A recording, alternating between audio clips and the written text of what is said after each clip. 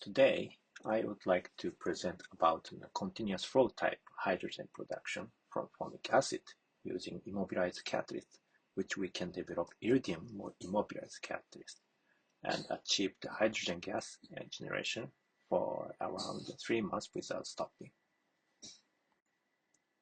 I just showed the introduction about hydrogen carriers.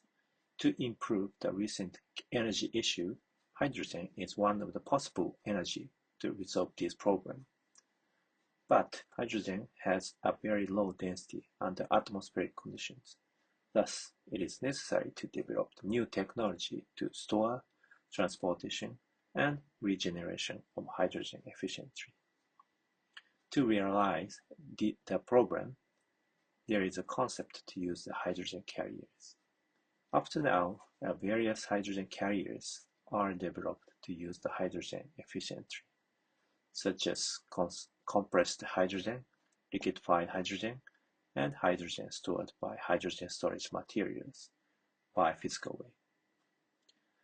And another way is the chemical storage to use the methyl hydride, hydrogen, boronic compounds, ammonia, and organic hydride. Between the variety kinds of organic hydrides, such as methanol, ethanol, nectarine, methylcyclohexane, we are especially focusing on the use of formic acid. Why we are focusing on formic acid?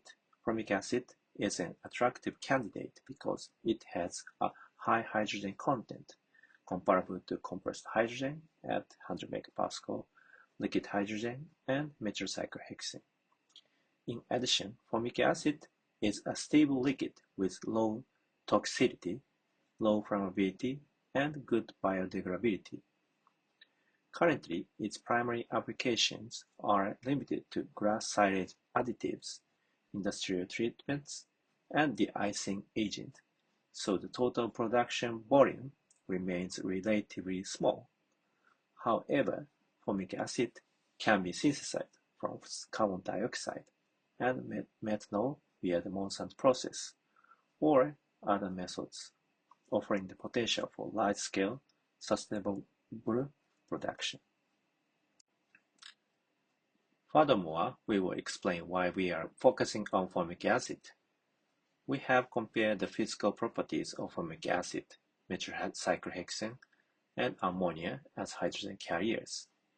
Among these, only formic acid exhibits a negative Gibbs free energy, indicating its dehydrogenation is an exergonic reaction.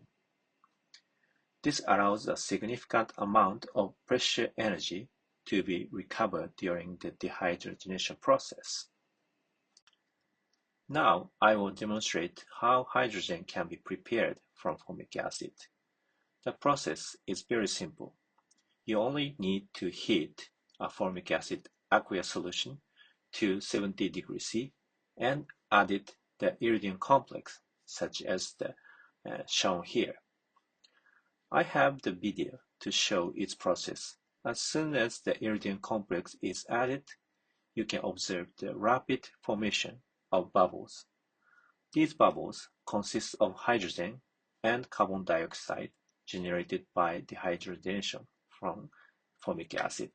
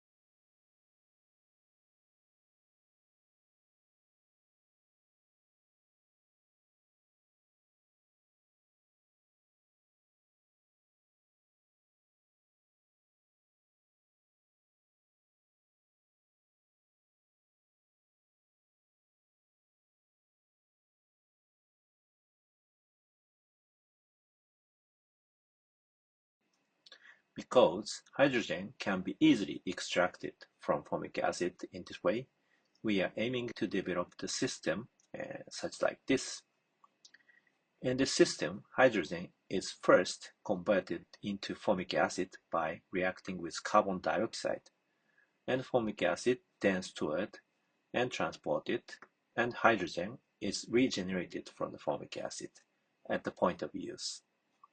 That regenerated hydrogen can be utilized in the various applications such as fuel cell vehicles. Simultaneously, the carbon dioxide produced during the dehydrogenation is captured and reused to synthesize formic acid and generation a closed-loop system. We are conducting research to realize this system. However, today I will focus only on the dehydrogenation of formic acid. On the other hand, formic acid can undergo not only dehydrogenation but also dehydrogenation, producing carbon monoxide as a byproduct. Therefore, it is essential to use the catalyst that selectively promotes dehydrogenation. We have tested various catalysts previously, as shown here, but in particular, I will introduce the iridium complex catalyst with bipyridine ligand, as shown here. This iridium catalyst exhibits high activity for formic acid dehydrogenation, and it was found that when the reaction is conducted in a sealed container, extremely high-pressure gas can be generated. In particular, the amino-functionalized catalyst achieved a gas pressure of 157 megapascal. That is the highest reported to date, with an active energy of approximately 82 kJ per mole. Furthermore, no carbon monoxide was detected in the generated gas, and demonstrating the catalyst's excellent selectivity. Although formic acid can easily generate hydrogen, carbon dioxide is simultaneously produced, which has been the major bottleneck in utilizing formic acid as a hydrogen carrier. However, since high-pressure gas can be generated, we demonstrated that by cooling the gas mixture obtained under supercritical conditions to induce gas-liquid phase separations, high-pressure hydrogen and liquid carbon dioxide can be effectively separated, as shown here.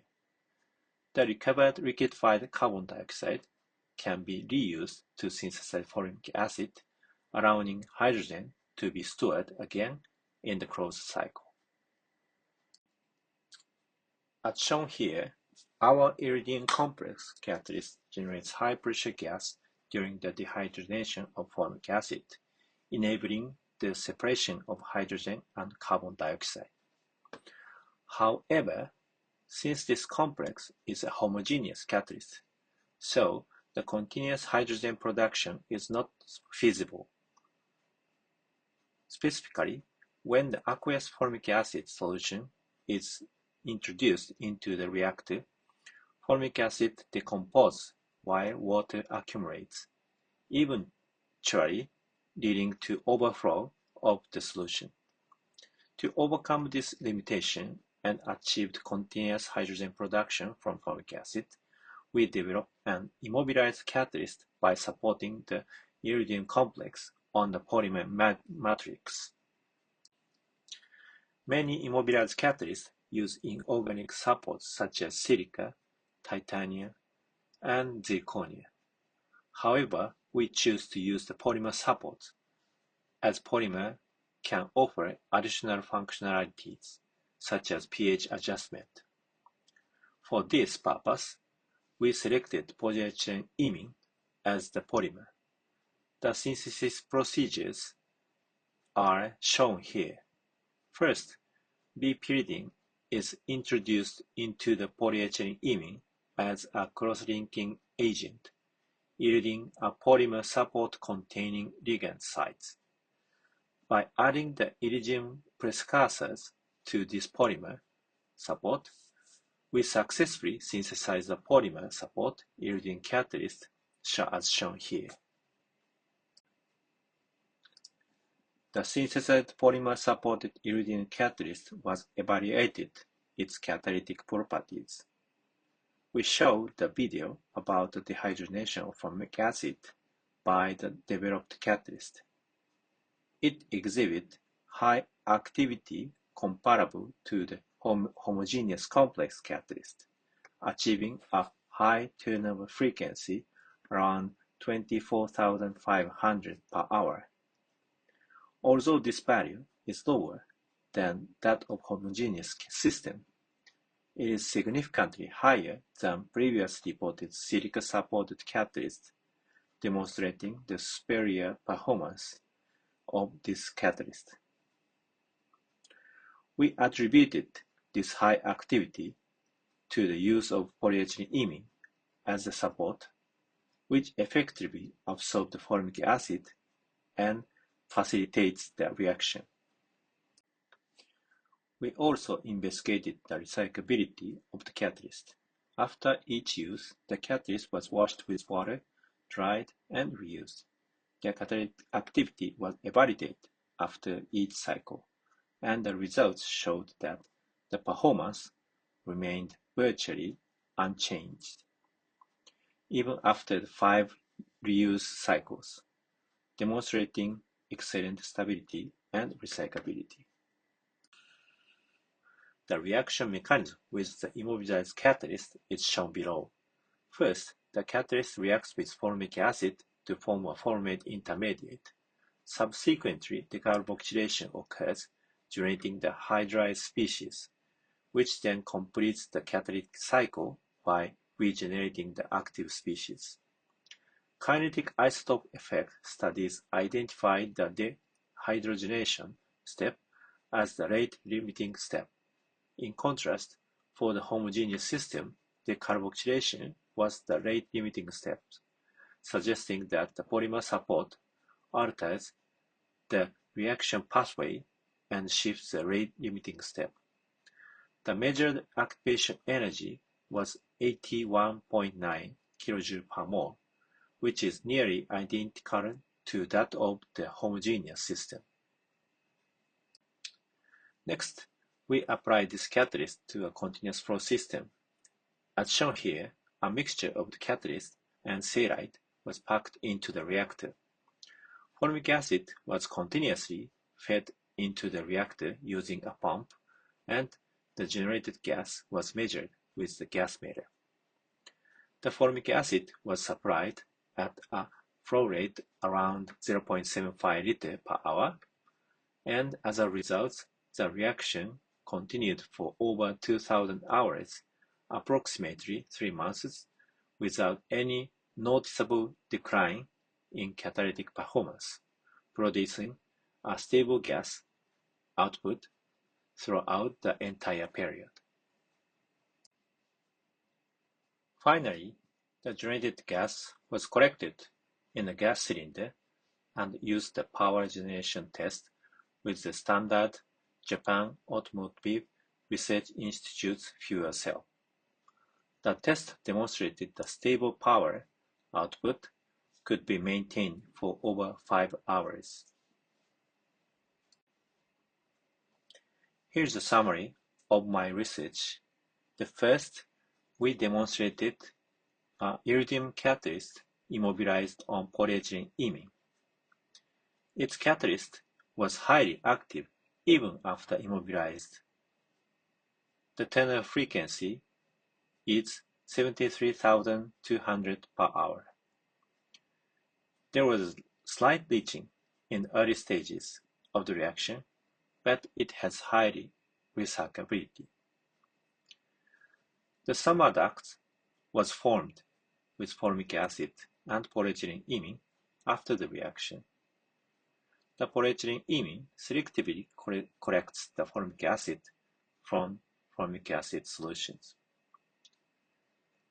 The flow-type formic acid dehydrogenation was done using polymer-supported iridium complex, which is the first demonstration of stable continuous operation for over 2,000 hours. And this is the last slide for the acknowledgement. We thank to the many members of my research group in AIST, especially the previous postdoc, Dr. Masayuki Iguchi and Dr. John Hen, and our colleague Ryoichi Kanega, and Tetsuya Kodaira, and Shinji Tanaka. And we also thank to the students Rishin Lee, Seo Ono, Keito Sawahara. They belong to the University of Tsukuba. And we also thank to the financial support by JST, METI, JSPS, Canon Foundation, Carbon Recycle Funding, and so on. And last, thank you for your attention. ありがとうございました。